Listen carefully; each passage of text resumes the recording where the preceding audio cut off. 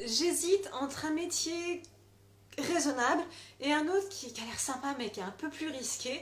Ça, c'est quelque chose que j'entends souvent. Et si vous, ça vous parle d'être comme ça à un moment donné de votre vie professionnelle où vous sentez que vous avez fait le tour de votre travail, en tout cas que votre travail aujourd'hui ne vous convient plus et que vous avez soit la possibilité de faire plus ou moins ce que vous faites, mais peut-être dans un contexte un peu différent, ou en tout cas différemment de ce que vous faites aujourd'hui, ou quelque chose de complètement différent, mais du coup plus risqué, eh ben, ça va vous intéresser. Écoutez ce que j'ai à vous dire aujourd'hui.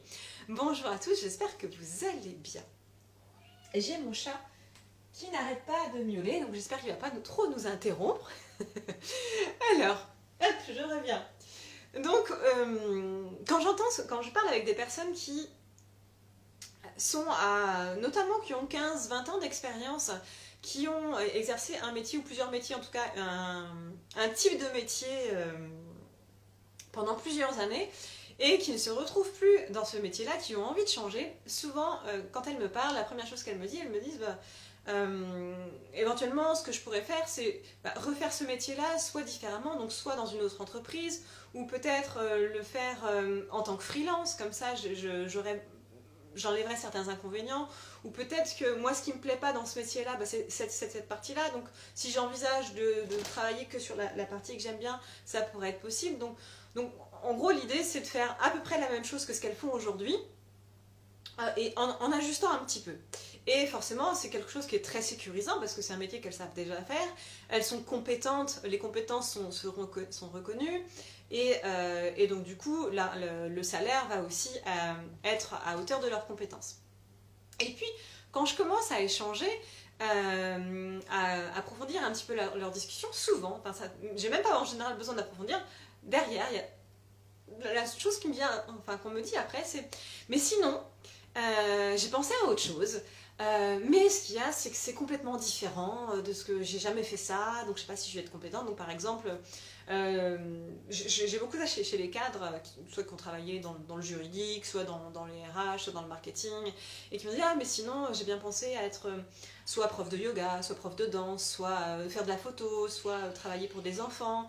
Mais bon, c'est complètement différent et je suis pas forcément compétente là-dedans, je sais pas si je vais être capable, je sais pas si je vais être à la hauteur, et puis ça me fait un peu peur, c'est vraiment différent. Moi j'aurais bien aimé faire ça, voilà, il y a 20 ans quand j'ai commencé à faire mes études, j'aurais bien voulu faire ce genre d'études-là. Donc c'est peut-être un petit peu tard maintenant, ou oui mais j'ai peur parce que je vais peut-être pas gagner autant d'argent. Donc tout de suite il y a plein de peurs comme ça qui arrivent. Et la question que je pose, et j'ai envie de vous poser cette question, si vous retrouvez dans cette configuration où vous vous dites, ok, j'ai envie de changer, qu'est-ce que je fais? Est-ce que je reste sur quelque chose que je connais déjà, ou est-ce que je vais faire quelque chose qui a l'air, qui est complètement différent, mais qui génère plein de peurs? Et la question que je pose, c'est là, spontanément, sans réfléchir, si je te demande lequel des deux tu choisis, en général, je vous laisse quand même un petit temps pour répondre. D'ailleurs, si pour des personnes qui sont connectées ou même qui regarderont en replay, vous pouvez me répondre en commentaire. Mais en général, la réponse, vous savez, c'est ah ben la deuxième. Et c'est vraiment c'est un peu comme si on avait d'un côté la voix de la raison et de l'autre la voix du cœur. Sauf que le cœur, là, tout de suite, il est en lutte parce qu'on est sur un choix qui est pas raisonnable dans la mesure où on n'est peut-être pas compétent, ou c'est peut-être trop risqué, ou c'est peut-être trop tard par rapport à son parcours de vie, ou c'est risqué financièrement. Enfin, il y a toutes les peurs comme ça qui arrivent. Et du coup, ce qui va être important de regarder par rapport à ça, et pour vous aider, si vraiment vous êtes dans cette dualité, dans vous dire mais qu'est-ce que je fais entre les deux, la raison ou le cœur, il y a plusieurs choses. Première chose, déjà, c'est de se dire que, enfin, déjà au global, ça va être de ramener le choix, le projet professionnel qui sera le plus juste, le plus adéquat pour vous, sera justement le projet qui à la fois combinera le cœur et la raison. Et du coup, comment on fait ça? Première chose, c'est d'aller regarder justement dans tout votre parcours professionnel quelles sont toutes les compétences que vous avez acquises sans se mettre en tête de dire ok, comme j'ai ces compétences là, je vais les réutiliser telles quelles dans un poste similaire. Non, c'est vraiment de dire voilà, qu'est-ce que j'ai acquis en regardant de manière un petit peu différente. Par exemple, admettons, vous travaillez dans les RH.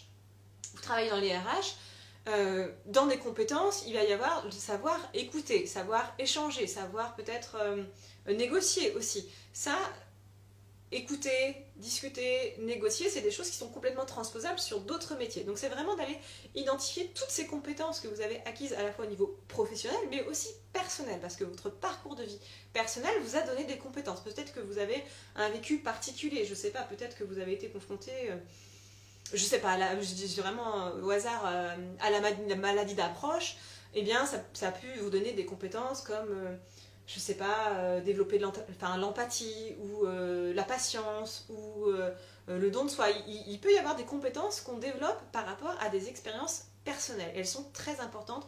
Plus en fait, on va dire que vos spécificités personnelles, votre expérience personnelle est aussi importante que votre expérience professionnelle.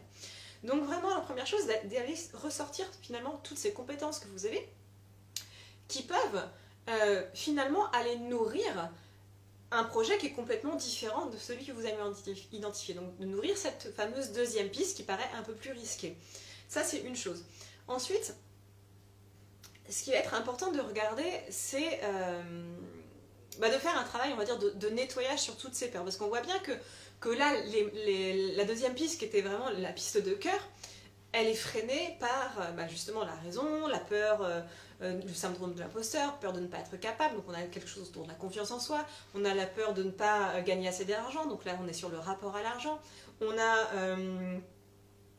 qu'est-ce qu'on a encore, enfin, il y a tout un tas de peurs, et donc là ça va être vraiment important, enfin le travail sur, je vous parlais de l'âge aussi tout à l'heure, donc il y a tout un tas de peurs et de croyances qui sont importantes d'être nettoyées, parce que tant que vous avez toutes ces peurs, et toutes ces croyances par rapport à vous, par rapport à la société, par rapport à votre relation à l'argent, par rapport à tout ce qui pourrait être tourné autour de l'environnement professionnel, en fait, ça va vous empêcher d'identifier vraiment le projet professionnel qui est fait pour vous. Et même si vous choisissez un projet qui est raisonnable, le risque, c'est que ce projet, il soit tellement raisonnable qu'il soit aussi, qu'il soit juste là pour rassurer vos peurs, mais que même ces peurs-là, elles parasitent aussi votre projet raisonnable. Par exemple, vous dites, ok, finalement, je vais faire le même métier, mais dans une autre structure, et vous dire, ah oui, mais non, mais finalement, mais est-ce que je vais être capable de le faire dans une autre structure? Donc c'est important, finalement, quelle que soit la piste au final que vous choisissiez, la première piste ou la deuxième piste, c'est important dans tous les cas, si vous êtes dans une réflexion sur la suite de votre projet professionnel, d'aller balayer, d'aller nettoyer toutes les peurs que vous pouvez avoir autour d'une reconversion, autour d'un changement de vie professionnelle. Donc manque de confiance en soi, peur de changer, peur de la nouveauté, peur de ne pas être capable, peur de ne pas gagner assez d'argent. Voilà, je pourrais encore lister d'autres, mais ça vous fait déjà un bon panel. Donc ça, c'est vraiment la deuxième chose que je voulais vous dire.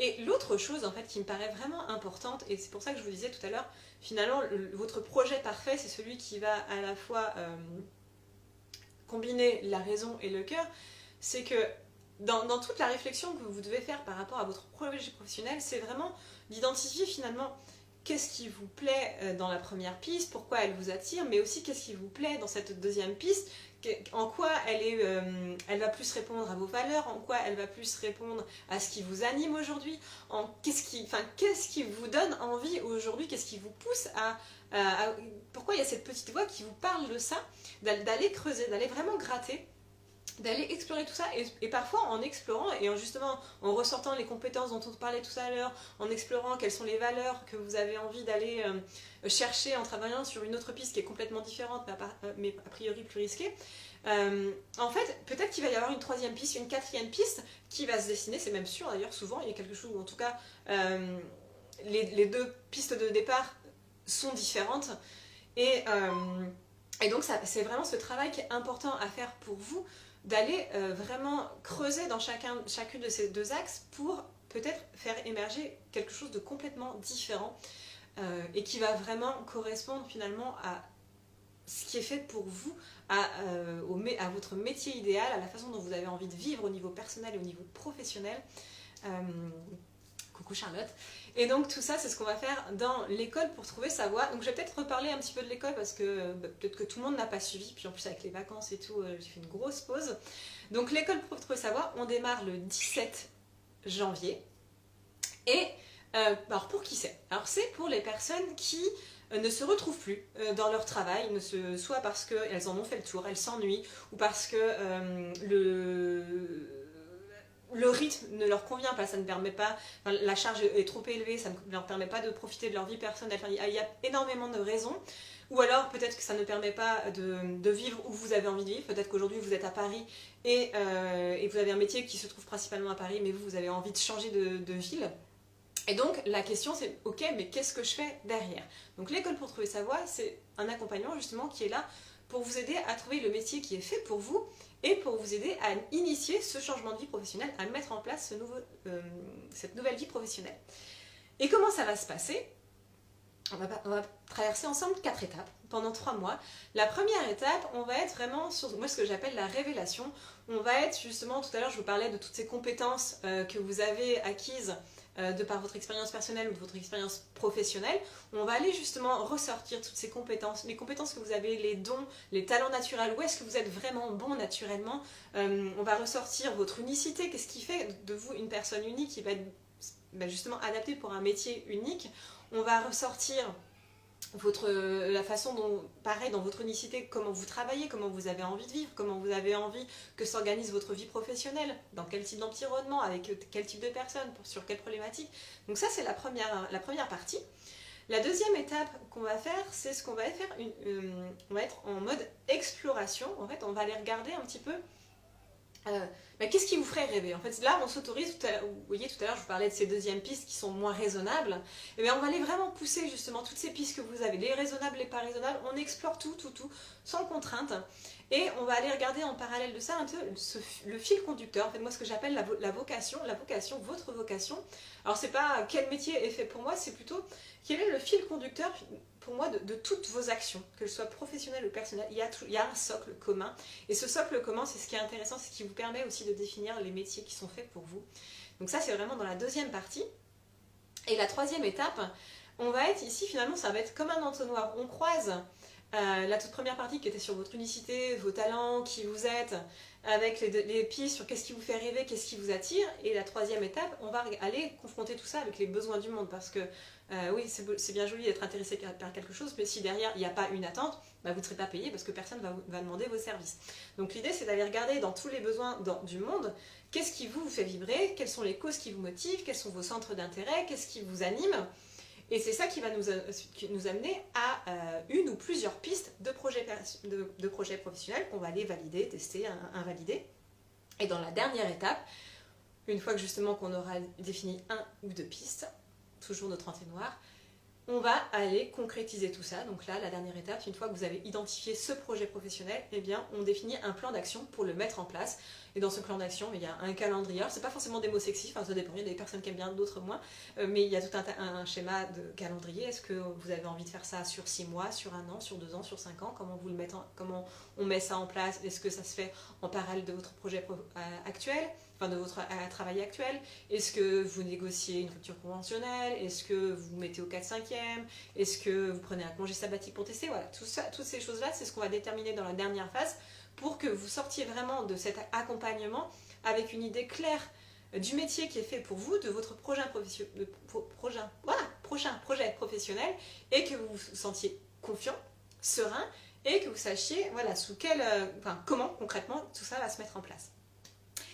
Et en parallèle de ça, de ces 4 étapes, on va travailler justement, tout à l'heure on parlait de confiance en soi, des peurs, donc je vais pendant tous les 3 mois là, on va travailler sur différents points. On va travailler sur la confiance en soi, sur l'état d'esprit, sur la gestion des émotions, parce qu'il faut reconnaître que changer de travail, ça peut être challengeant, ça peut être, c'est un peu le yo-yo émotionnel. Il y a un jour, le matin, on est hyper content, on est confiant, on se dit ouais c'est génial, et puis le lendemain on se dit ah ouais mais non mais là est-ce que je fais pas une grosse connerie, c'est risqué.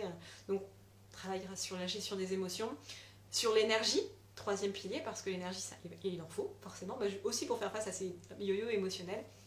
Et la quatrième chose qu'on va activer ensemble, c'est votre intuition, parce que c'est cette petite voix, justement, cette petite voix, là, la deuxième qui emmène vers le côté un peu plus attrayant, mais c'est risqué. L'intuition, elle sait finalement au fond de vous de quoi vous avez besoin, mais on a perdu, on ne sait plus trop l'utiliser. Donc on va la réactiver pour voir finalement au fond de vous qu'est-ce qui vous fait vraiment envie. Donc voilà un petit peu pour les ingrédients, pour les étapes. Qu'est-ce que je peux vous dire de plus? Comment ça va se passer? Donc comment ça va se passer? Il y a 3 choses par rapport à ça. Première chose, c'est un accompagnement en ligne. C'est-à-dire que je vais vous envoyer des petites choses à faire, des petites vidéos, des petits audios que vous allez recevoir dans votre boîte mail. C'est plus simple, je trouve. Tous les jours presque, enfin surtout pas le week-end. Moi, je vous laisse le week-end justement pour rattraper ce que vous avez pu ne pas faire pendant la semaine. Sachant que mon idée, c'est vraiment que ce soit comme une petite routine. Donc c'est une petite chose à faire, 15 minutes, 10-15 minutes, une demi-heure si vous avez envie de pousser chaque jour. C'est pour moi, c'est un petit peu comme un travail de Lego. J'utilise souvent cette image. C'est un jour vous mettez une brique, le lendemain une deuxième brique, le surlendemain une troisième brique. Et à la fin, comme ça, vous avez un projet qui s'est dessiné, mais ça s'est fait dans la fluidité. Donc ça, c'est la première étape, enfin la première partie de l'accompagnement. Deuxième socle, ce sont les coachings de groupe. Donc 2 fois par mois, pendant les 3 mois, on se retrouvera en coaching de groupe. Et moi, j'adore le coaching de groupe parce que déjà, c'est du coaching individuel déguisé. Donc le fait d'entendre d'autres personnes avec les mêmes problématiques que vous, les formaliser, parfois, ça fait prendre conscience. Et c'est marrant, parce que tout à l'heure, j'ai échangé avec une amie qui me disait des choses. Et en fait, elle m'a fait prendre conscience de comportements que j'avais. Parfois, en écoutant les autres, on prend conscience de choses dont on n'avait pas réalisé. Donc c'est ça. Et ça nous permet d'aller plus vite aussi sur son chemin, sur sa réflexion. Il y a ça, et le fait qui est très très important, moi, pourquoi j'apprécie aussi le coaching de groupe, et j'en viens aussi après sur la communauté, ça fait partie vraiment intégrante du programme. C'est très important quand vous êtes dans un projet comme ça de réflexion sur votre vie professionnelle, si vous avez envie de changer, de vous entourer de personnes qui sont exactement dans la même dynamique que vous, parce que si autour de vous il n'y a que des gens qui sont habitués, qui sont un peu dans leur train-train, si je puis dire, qui n'ont pas forcément envie de changer de boulot, ce qui peut se passer, c'est qu'ils ne vont pas comprendre en fait votre envie de changer, et il va y avoir un décalage, et même ils peuvent renforcer vos peurs en disant mais de quoi tu te plains, il est bien payé ton boulot, au moins tu sais faire, t'as ton rythme, mais c'est pas un peu risqué. Donc il risque de renforcer vos peurs. Et d'ailleurs, on va aller à ça ensemble, enfin, on apprendra à gérer tout ça ensemble. Et donc c'est important en fait de s'entourer de personnes qui sont exactement dans la même démarche que vous, parce que déjà vous allez vous comprendre, vous allez vous challenger, et vous allez aussi traverser les mêmes besoins, et ça c'est toujours très stimulant. Donc ça c'était la deuxième partie que je voulais dire, des coachings de groupe. Et la troisième partie de l'école pour trouver sa voie, c'est du coaching individuel. Donc il y aura 2 séances de coaching individuel que vous placez où vous voulez. Moi j'aime bien faire en début et en fin de programme, parce que voilà, ça cadre. Mais si vous avez envie de faire les 2 au début, les 2 à la fin, ou même les faire après les 3 mois, c'est tout à fait possible. Là ça nous permettra vraiment d'avoir un suivi individuel. Enfin ouais, voilà, oui, c'est du coaching individuel, donc c'est forcément individuel. Donc voilà, ça c'est le deuxième. Et puis le troisième, je vous disais, la communauté. Donc on aura un groupe privé pour échanger entre nous. Donc vous avec moi et vous entre vous. Pour toutes les raisons que j'ai précédemment citées. Donc pour les personnes que ça intéresse, qu'est-ce que vous avez? Qu'est-ce qui va se mettre en place? Donc on démarre le 17 janvier, si vous voulez rejoindre les premières personnes qui se sont inscrites. Sachant que c'est la première promotion, donc en tant qu'élève pilote, on va dire, de la première promotion, en fait, moi là tout ce que je vous ai dit, c'est ce que j'ai construit, mais en fait ça va être aménagé au fur et à mesure en fonction de vos besoins. Donc ça va être vraiment quelque chose de construit sur mesure pour nous, pour vous. Et donc on démarre le 17 janvier. Vous avez toutes les informations dans le lien qui est dans la bio. Pour les personnes qui regardent en replay sur YouTube ou peu importe l'endroit, ça peut être aussi en commentaire sous la vidéo. Donc vous avez le lien avec tout le descriptif, aussi pour vous inscrire si vous êtes déjà motivé. Si vous avez des questions, si vous avez besoin de plus d'informations, contactez-moi un MP, envoyez-moi un mail, et moi je me ferai un plaisir de vous répondre. On pourra échanger sur votre situation, voir si ça vous convient, qu'est-ce qui est le plus adapté pour vous en fonction de votre problématique actuelle. Voilà, j'espère que j'ai fait le tour. En attendant de vous revoir, d'échanger avec vous, je vous souhaite une très belle fin de journée, et je vous dis à demain pour le prochain live.